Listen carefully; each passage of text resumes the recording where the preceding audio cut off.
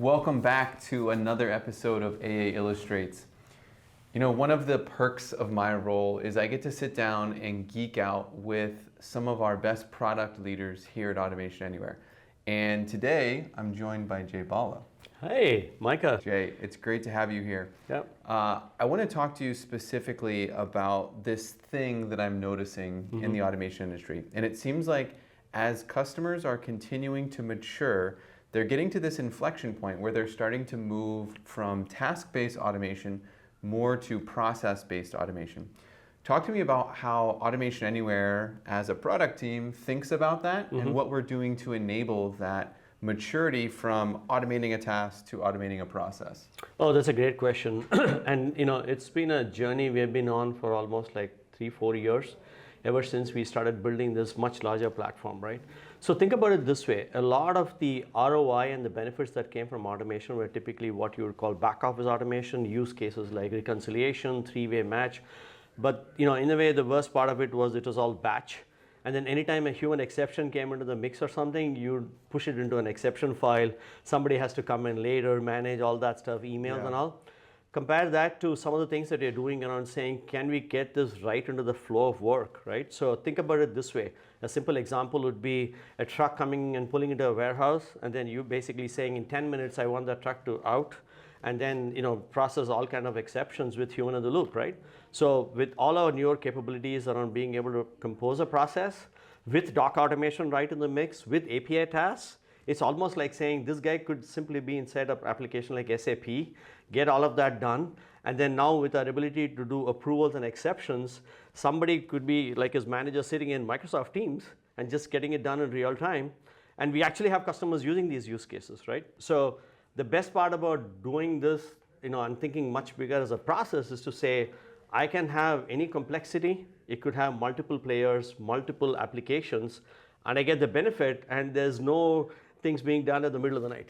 Yeah, no, I like that. I think a couple key things you mentioned there is like moving from this just automating one function and it's like a go or no go and it bombs out to an end-to-end process that has complexities and that has these more dynamic flows where not everything works the exact same way.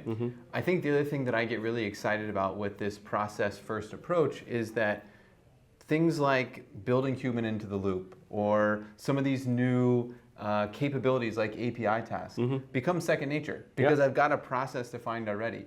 And my process may start as something that's only 3 or 4 steps, but as I continue to see how it's working, continue to mature it and grow, my process can grow too, right? And it pretty much like second nature for me to continue to add stuff to that. Absolutely. I mean, a lot of times, people think that processes are kind of set in stone inside businesses, but then businesses evolve, right? Markets change. So in a way, you want to go back to make sure that the process that you built out is something that can evolve based on things that are changing, and that's where the flexibility of being able to take components of that process, bring in some additional steps here, add in some additional applications comes into the mix.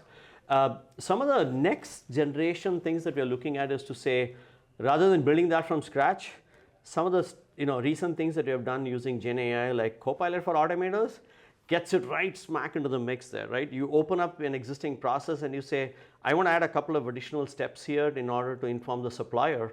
You can just go into a pretty cool interactive interface and say, hey, add this email task, add this additional SFDC command, and boom, you get it right there in the context of the process. Yeah, I like that. And I think the other thing I really like is the visual representation that is the connection between my different assets, right? Instead of a task bot, calling a task bot, and me having not a lot of visibility into that, with a process, I can see where there's a task bot, where there's an API task, where there's a human form, where there's a decision or an exception flow. I can see all of that very clearly laid out. And I think it's a much more mature way to think about my process. I think so. If you go back to some of the more complex bots ever built, have you heard of parent-child with 5 levels of nesting and those kind of things?